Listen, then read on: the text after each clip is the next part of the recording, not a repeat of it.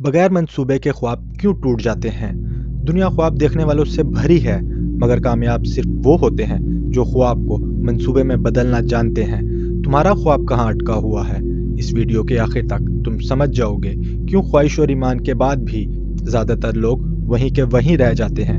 एक इंसान था, इसके पास ख्वाहिश थी, ईमान था, ख्याल भी वाजिया था, मगर हर दिन वो कहता कल शुरू करूंगा। साल गुजर गए, ख्वाब वहीं का वहीं रहा। असल कमी मेहनत की नहीं थी, मंसूबे की थी। ये सच हैरान कुन है। ख्वाहिश सिमत दिखाती है, मंसूबा रास्ता दिखाता है।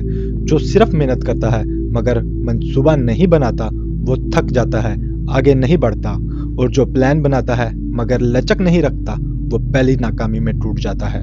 थिंक एंड ग्रो रिच कहती है ऑर्गेनाइज्ड प्लानिंग एक नहीं कई रास्तों का निजाम है। अगर एक रास्ता बंद हो जाए तो दूसरा फौरन तैयार होना चाहिए। जरा सोचो, अगर आज तुम्हारे पास वाजिया कदम होते तो खौफ कहाँ रहता?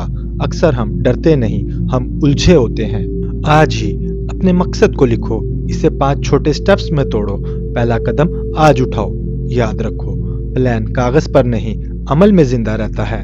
अगली वीडियो में मैं दिखाऊंगा मंसूबा अकेला क्यों नाकाम रह जाता है और इसे ताकत कहाँ से मिलती है। पार्ट 2 मिस मत करना, क्योंकि असल फर्क अब सामने आएगा।